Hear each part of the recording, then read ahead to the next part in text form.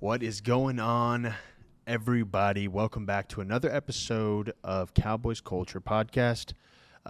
We are here, and we are NFC East champs, baby. We took care of business in D.C. The Eagles are terrible and lost again, and we are the champs of the NFC East, and we are now the 2 seed. Let's hear from our sponsor really quick. We got a lot of cool stuff to talk about today. And then we'll hear some news, and we'll get into some juicy NFC East champion content. Yeah. Steven. So once again, it's 360 Roofing and Restoration. That is your go-to for all your roofing needs in the DFW Metroplex. And from what I understand, all over Texas when it comes to commercials. So don't be scared. But yeah, we just won the NFC East. We did. Yeah, so we are the NFC East champions. There's just one more thing. I was going to let Jacob do it, but I'm going to do it anyways. Stephon Gilmore looks like he's fine. He said he's going to be good for Green Bay next week on Sunday. And Stephen Jones also said he should be okay. And all of our starters, including Tyler Smith and Zach Martin, should be okay for playoff time. So we're looking kind of healthy. We're looking fully healthy compared to barring any big injuries that we had at the beginning of the season or midway through the season or whatever. So we're looking mean. We're looking good. Did it make you nervous? Did it make you nervous when they were like, oh, Zach Martin wakes up with the flu? And one of them said, or it was Aaron Andrews said, and the flu has just been running rapid through this organization this week. I'm like, oh, come on. Yeah, but it seems like this is the tail end of it because there was people sick like 2 weeks ago. It's been like Micah started process. it. Yeah, Micah started got sick, it. And then, I think this is the tail end of it because we had Gilly and Cooks got sick. Yeah. And then Jordan Lewis, Hooker got sick. Hooker got sick. Yeah. It's like a secondary sickness going on. So the question is, though, we're pretty much mostly healthy in terms of guys that, outside of the guys we lost for the year. Question is, do we practice Tyron this week? No. Absolutely not. Because Nope. No. Nope. He is status As quo. a matter of fact, as long as Tyron Smith still plays for the Cowboys, I don't think he should ever practice again. No. so it's a playoff game and you don't practice. Absolutely Walk through, and that's it. Do you think that guy needs to practice blocking? No. I mean, he's let up one sack. I think he's all better season. when he doesn't practice, actually. Well, he definitely is standing when he doesn't practice, which is good because he has been hurt his entire life. Yeah, so listen, I wanted to kind of skim through our first little mini segment that we had here because, we did play a game yesterday. It was against the Commanders. We should have pulled our starters a lot sooner. Yeah. We blew them out. Dak had another performance with 4 touchdowns. CeeDee Lamb is the best receiver. 31 for 36, 279 yards, 4 touchdowns. He did have a tip-up interception. So, Which I blame Gallup for because Gallup should have added that well, down. here's the deal. Dak sucks. Yeah, whatever. Anyway, so Dak had another insane performance. CeeDee Lamb's the best receiver in the NFL. Pollard actually took shape yesterday. Yeah, Pollard was that was probably his best We game. actually hit for somehow we gained O-line depth yesterday with TJ Bass and Brock Hoffman. Those dudes were awesome. They were playing lights out, even though it's against. We had two flags for 20 yards yesterday. Yeah, those are the Commander starters. So I mean, they were playing good in the absence of Tyler Smith and Zach Martin. DeMarcus Lawrence is proving that he was definitely for sure snubbed in the Pro Bowl selection. He's still playing out of his mind. Jordan Lewis is playing out of his mind.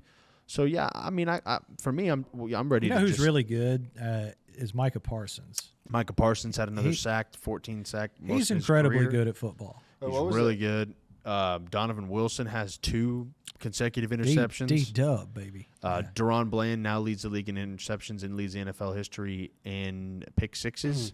In a single season, but he also is leading the NFL in interceptions. Tolbert yesterday. Tolbert comes up big again. He looks like he's our 3rd receiver now. He was having a game.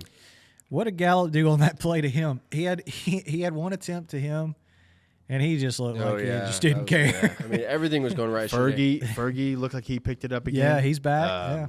And so, yeah. And Cooper wasn't Rush, there a 3 for 4 with 30 yards. What was the stat you were talking about earlier where it was saying, like, who's your air leader for the week or whatever, and Dak wasn't included? Oh, yeah, it was Goff. Aaron Brown. It was Goff, Love, and Josh Allen. And you think about this. If you take out that tipped interception that Dak had. Hashtag Dak sucks. Yeah, which with how he was throwing yesterday, most likely would have been incompletion. You take out that incompletion right there, Dak literally would have had as many. He would have had the same amount of incompletions as he did touchdowns, and he still doesn't get included in something like that. Anyway, so we took care of business on a game that we should have taken care of business. We got our get back from last year where we got spoiled in the last game of the season, and we clinched the 2 seed and are the NFC East champions. There's nothing really to break down. The Commanders really had nothing to play for. They're going to cut and fire everybody on the team. Except for Scary Terry. Congratulations, Scary Terry. He's the first ever 1,000-yard receiver for Are you serious? the Washington football team Commanders, that's terrible. formerly known as something racist. No, they're terrible. So, yeah, congratulations to him, I guess. But anyway. Huge accomplishment. But anyway, it's ridiculous. That's sad. Yeah, that's very sad. This team was nothing. We blew them out before. We blew them out again. Like Dak said, we got our eyes on something bigger. So let's move on. He ain't gonna put the hat on.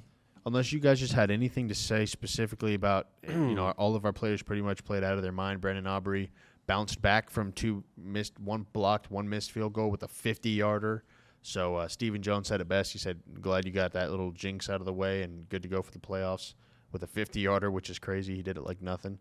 Let's talk playoff picture, shall we? Yeah. We get the NFC. I'm not really concerned with the AFC because we don't care about that. This is Cowboys Culture Podcast. We worry about the Cowboys and the NFC. So the playoff picture for us is we were playing the Packers at home. We get 2 games at home. If we win the first one, we play again at home. We play the Green Bay Packers. The Eagles play the Bucks in Tampa, which they're going to first-round exit there. And the interesting game is the Rams, and Matthew Stafford plays his old team, and Goff plays his old team in Detroit versus Detroit. And then you've got the first-round bye for the 49ers. So I kind of want to just talk about what you guys are predicting for Wild Card Weekend. So, Steven, when you look at you can talk about Cowboys first, Cowboys last, but there are some good games, You've got some pretty evenly matched teams going up against each other in Tampa. You've got some pretty evenly matched teams going up in Detroit, and then one severely outmatched team going on in AT&T Stadium. So just tell me what your thoughts are. How does Wild Card Weekend shake out and why? Yeah, I mean, I really think I mean, I don't want it to be a bore fest, but I really think, and it's my opinion, that everybody who's supposed to win is probably going to win. I am intrigued by LA and Detroit. Me too. I am intrigued by that because obviously the storyline and all that's there with the Stafford going, and also Goff playing the Rams. So the whole quarterback switcheroo they did a couple years ago, which resulted in Stafford winning a Super Bowl. Detroit's supposed to win this game. They're at home. They're the better team. But I've been saying this a lot off the pod. It's just, man, something about those veteran Super Bowl winning quarterbacks in January, they will drag a team. I compare it to LeBron's second stint in Cleveland. Just how he just drug them to a championship and drug them to another finals. Super Bowl winning quarterbacks, as veteran as Matthew Stafford, like they have a switch that they can turn on this time of year. So that is very intriguing. I do think Detroit wins it. They're just so much better. But LA, man, Matthew's got some weapons, and Puka is a weapon, man. He's good. I think on that note, the only thing that to me is concerning for the Lions is their defense. Their defense, I feel like it's going to be a shootout.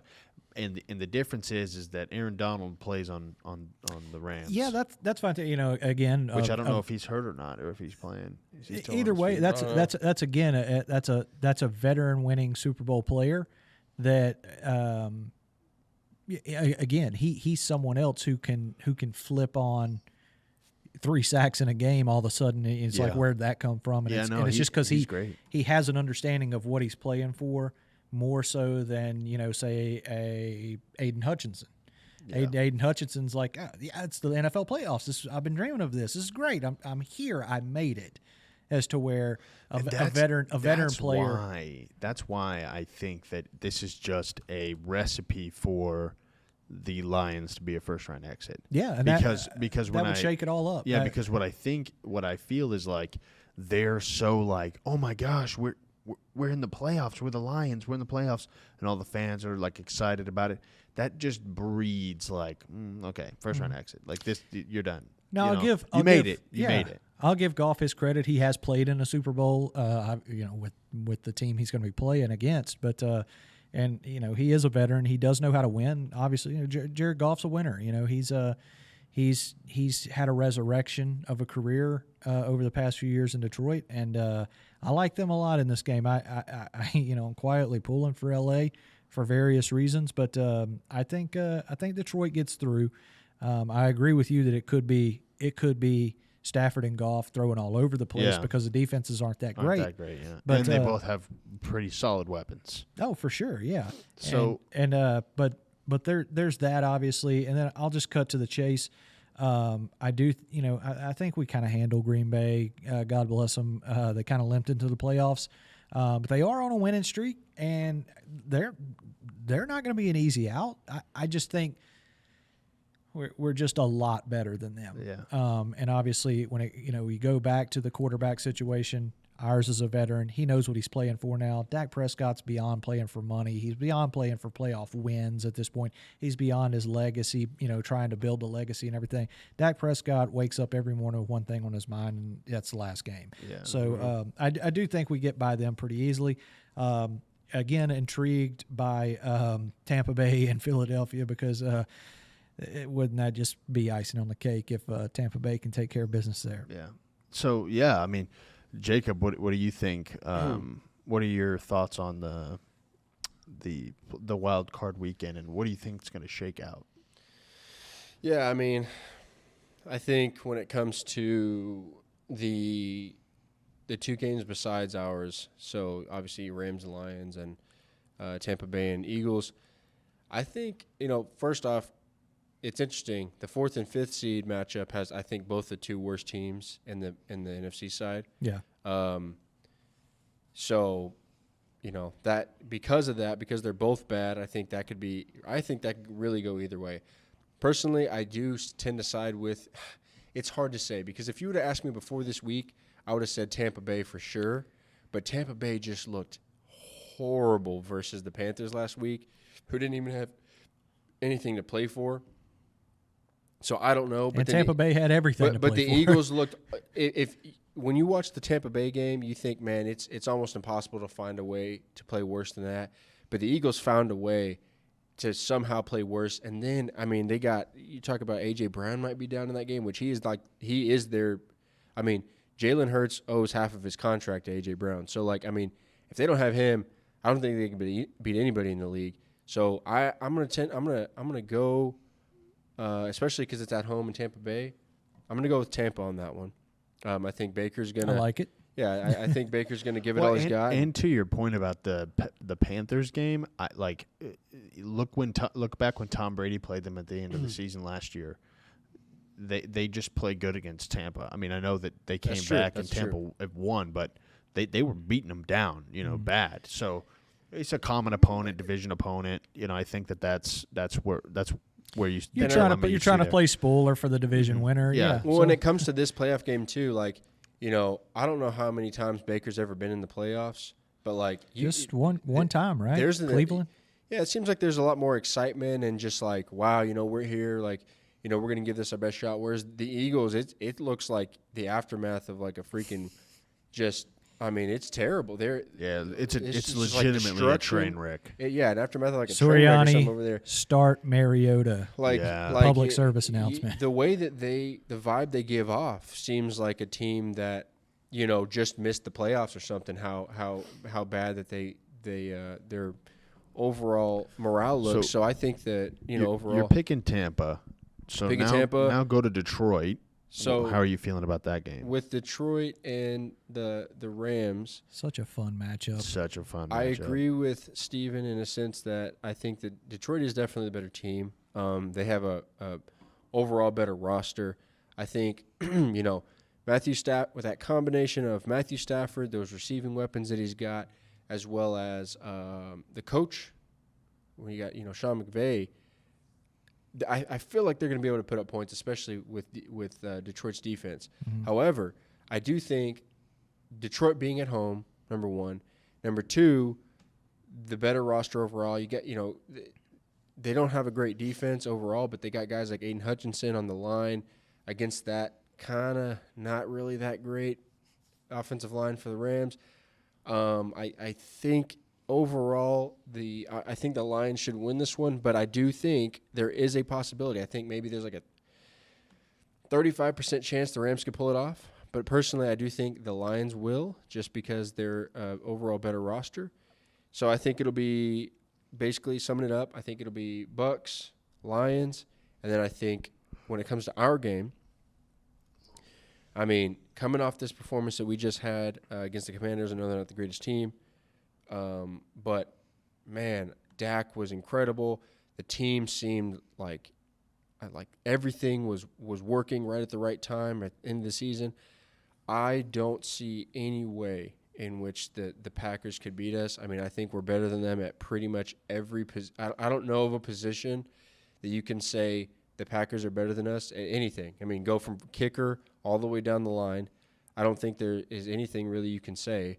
I might be missing something, but I don't know. Maybe running back too. I mean, maybe they're running back duo. I don't know, but outside of that, I think Dak. Right. It seems like Dak and CD are on a mission right now. Micah, everybody. I mean, D-Law. I would put CeeDee Lamb out there with Dak by himself over having the entire receiving core for the Green Bay Packers. Would you take Zeke at center? No.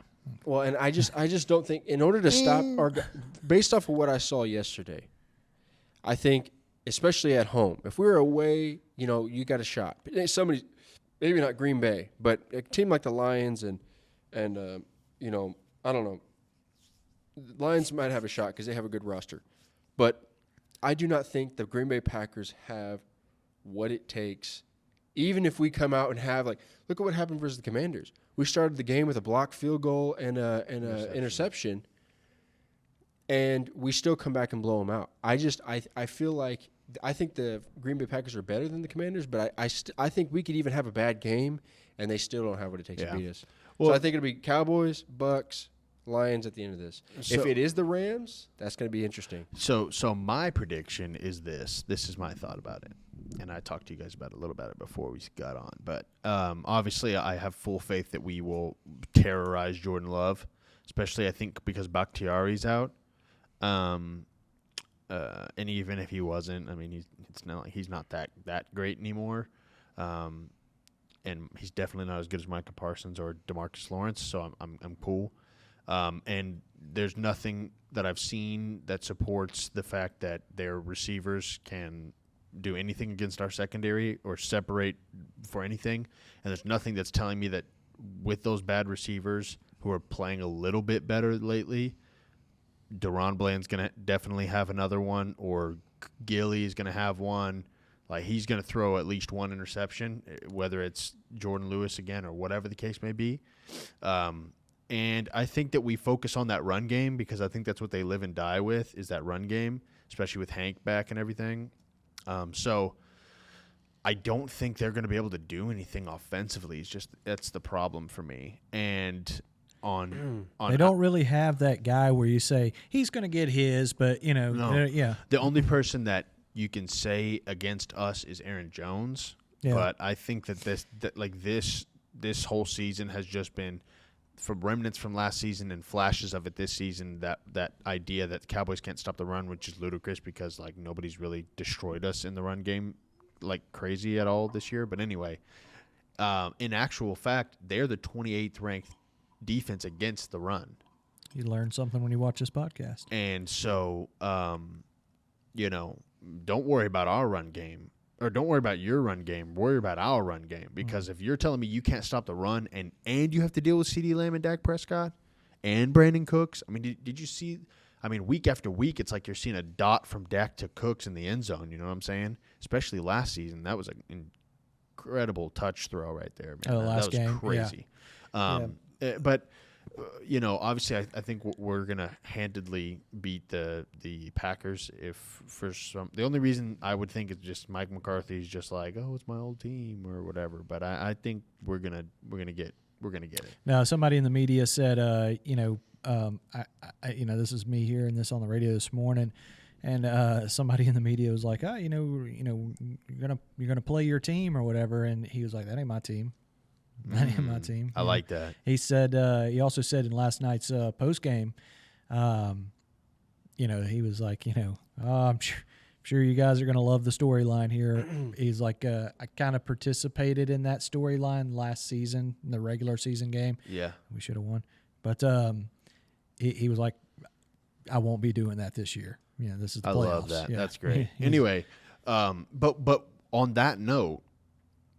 That kind of is the reason why I think that the Lions will lose, because Goff's coach is McVay, and McVay knows Goff really well. But there's nobody. He knows he doesn't want him. There's nobody on really the Lions anymore that was there when Stafford was there for the most part. Oh yeah, no, it's completely different coaching staffs and players, like pretty much.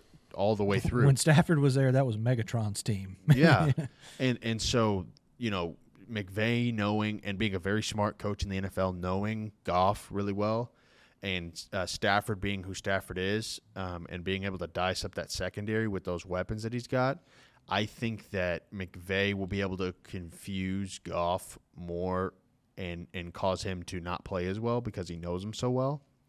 And so that's why, in my opinion, I feel like the Rams could actually pull that game off, and then obviously I'm like 90% at this point sure that the Eagles couldn't beat the Panthers in a 1-on-1 right now, or actually they would lose. They would go 0-for-3 in a 3-game tournament against the Panthers. But anyway. Because they're terrible. A fun exercise is to take San Francisco and Dallas out of the equation, and look at the 5 teams involved. I cannot see any of them going to the Super Bowl. No, I can't see. And that's why I feel like the Rams. If the Rams win, they play the Niners, and we play the Bucks. We're going to go to the NFC Championship game. And I have a sneaky feeling that we're going to see the Rams in the NFC Championship game. Well, that would be wild. just because. Wait, hold on. You think the Rams are going to beat the 49ers? I just have a feeling. Wait, hold on. You think the Rams are going to beat the 49ers and the Lions? Jacob, the Rams beat the 49ers yesterday. Yeah, they did. And there was a first-round pick at quarterback for the 49ers. There you go. And here's the thing. I just think that the greatest quarterback that ever walked the face of the earth wasn't playing, though, Brock Purdy. I think, and which I think that sets up a good route for us to go to the Super Bowl. But if things don't go to plan, I think we play the Lions in the divisional round or whatever. But my winners for the wild card round are the Bucks, us, and the Rams. Okay, that's what I've got. Go Rams. So yeah, I mean, just before real quick, who do you think the Super Bowl representative is in the AFC? I think it's going to be the Bills. Yeah, you think the Jacob? Bills will beat the Ravens? Yeah, I think the Ravens are kind of a little bit of Eagles mid-season. Who do you think's going to the Super Bowl in the AFC? Baltimore? I think it's going to be. I don't think Baltimore has the firepower. I think it's going to be Baltimore. I think that their defense. I think the Baltimore defense right now is playing out of their minds. As crazy as that sounds, as crazy as it sounds for me to say that the Baltimore Ravens don't have the firepower, they just don't. They don't. I mean, Zay Flowers, I like Zay Flowers. I wanted to draft him, but I don't think he's enough. Obviously, you're out of Mark Andrews. Odell is playing okay, I guess. And then what you got Rashad. When they throw to him, they don't throw to Rashad Bateman and Cook, and I don't even know what their new running back's name is, but apparently he's playing okay. But to me, I think they're just running off this high. And if anybody has bad playoff hiccups, it's Lamar Jackson, 100%. It's the Ravens. And so I think that the Bills are on kind of a run, and I think they're kind of stomping right now, especially beating the Dolphins to get in to become the 2 seed. And man, you just really, I don't know, man, you can just really never count out Patty, man. I mean, see, that's as bad as they are. That was going to be my unpopular decision or my unpopular prediction for AFC representative in the Super Bowl. I just go back to he can turn into a different person when it matters like this. I mean, the one leg in the Super Bowl last year is kind of my example. It's like he had no business playing a football game, and he willed a win. And the great ones do that. And I think Patrick Mahomes is one of the great ones. And I don't think Lamar is that. No, I don't either. I think you see a divisional round game where they actually play somebody in the AFC who's like going to the Super Bowl, and you see him absolutely collapse, in my opinion. One last thought on the AFC playoffs. I want to see. I want to somehow see Cleveland play Baltimore just for the Joe Flacco thing. So and the Harbaugh thing. I do like the Texans. They're looking good, but again, it's a. I think that's a big family of we did it. We made the playoffs. That's why when you say that about the Lions losing. But when you say that about Detroit, that's what I see. That's what I see happening to the Texans, because the Texans just kind of barely squeezed in there, and they're excited. The Lions, I mean, they were a good team that was playing good all year. I get what you're saying, but I think that when you think about the rest of the team outside of Goff for the Lions, they've not been to the playoffs. Sure. But McVay just won a Super Bowl not that long ago with Stafford. Mm-hmm. You know what I'm saying? And that's his old quarterback. So he's kind of like, I mean, I know this guy like the back of my hand. They don't know us at all. It's an uncommon opponent. We're going to go in there and take care of business. So, I mean, I also kind of want to just really quick touch on, before we just get up on out of here, because we really didn't have too much to talk about other than celebrating being the NFC East champ, being the 2 seed, talking about what's coming up. We want something bigger. We want something bigger, said Dak. The Eagles are terrible. I mean, isn't it just hilarious how big of a collapse they had? I mean, we blew the Giants out both games, but the first game we beat them 40-0, and then we played them again, and I don't even remember what the score was. I think we had another 40 game or something, 40 bomb. Jacob, if you'd like to pull that out. But it was like 45-10 or something like that. And the 38.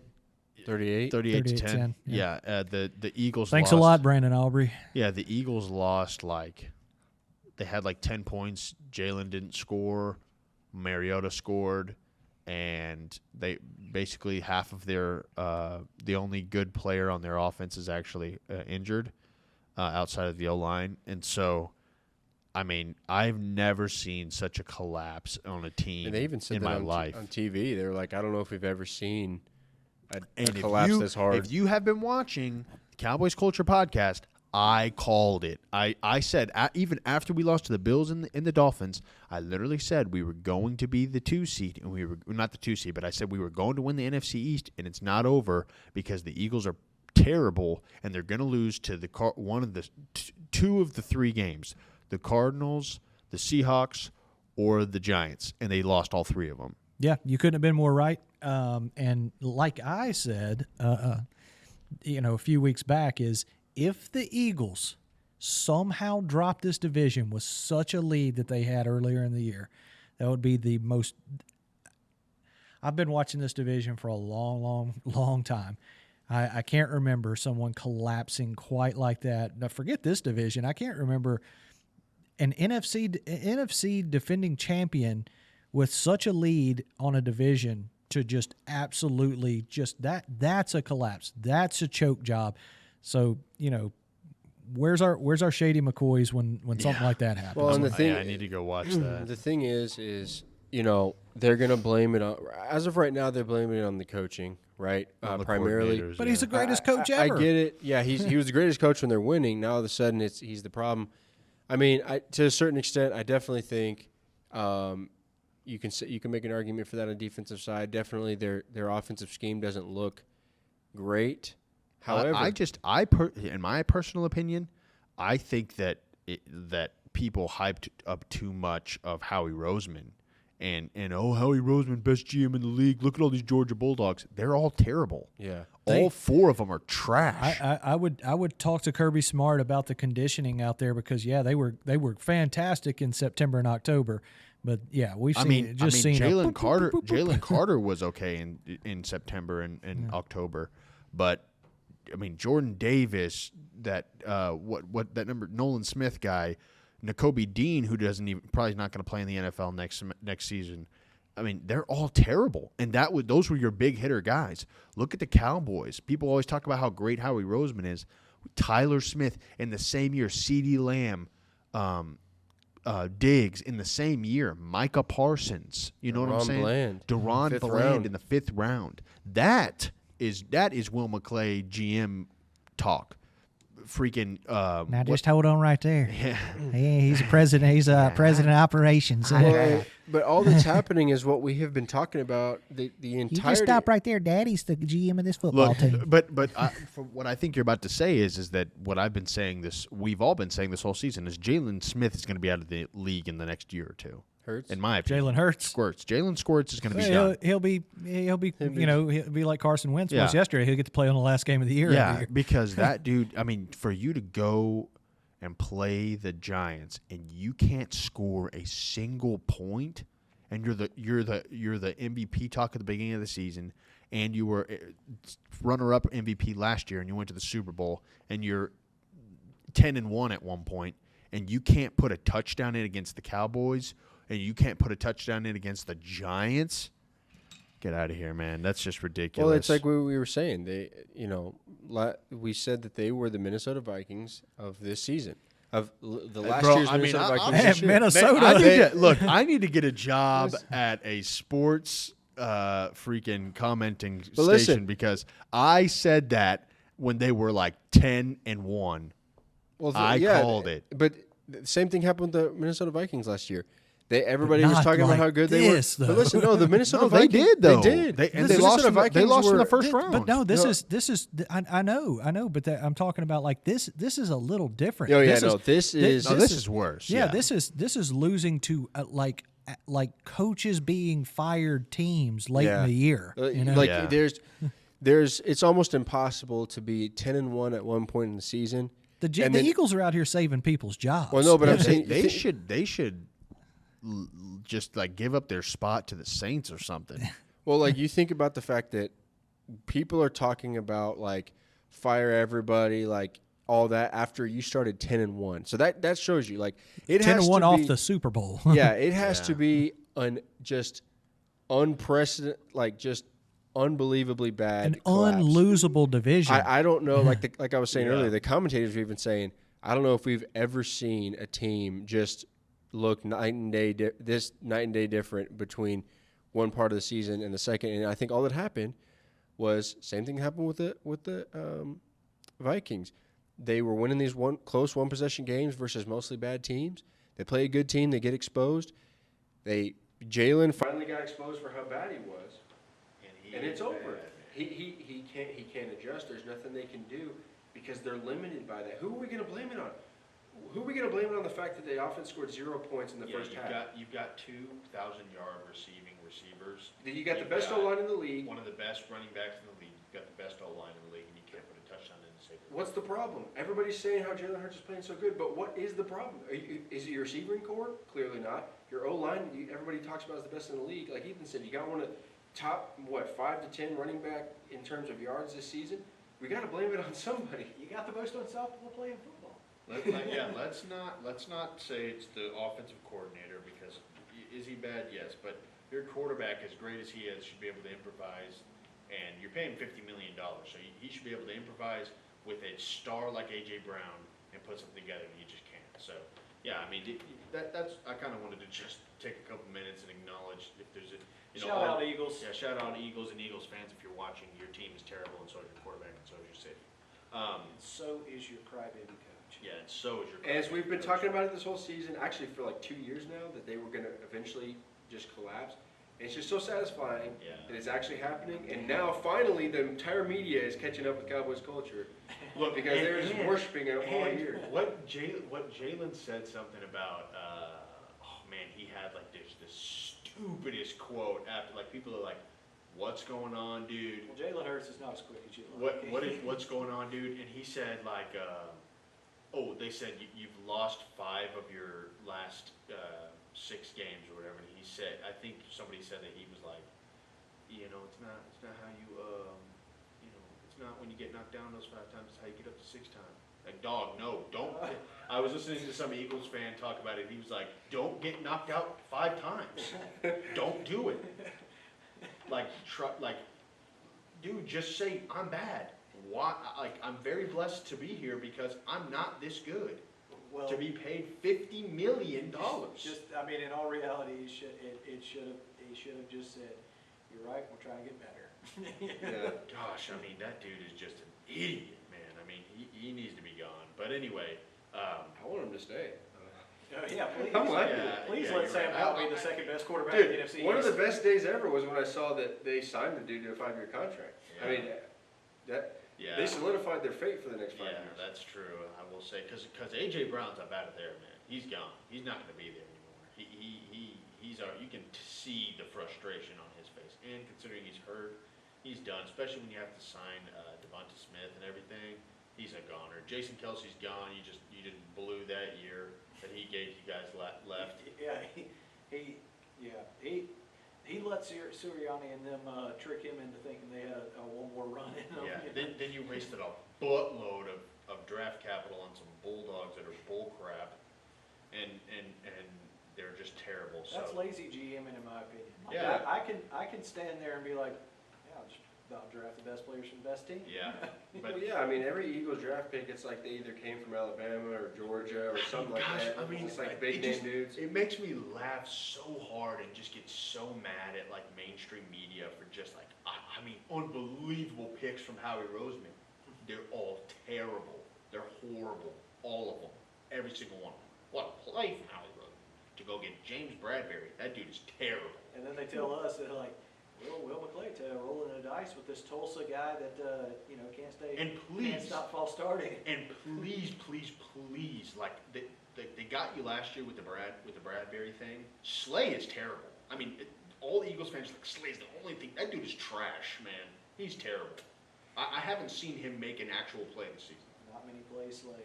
But I mean, let up a big play. Slay is just out there every week. I mean, he is garbage. And you're right, Bradbury. How that guy's in the NFL, I do not know. That dude he's is terrible. Bad. That dude really gets bad. head topped week after week. Oh yeah.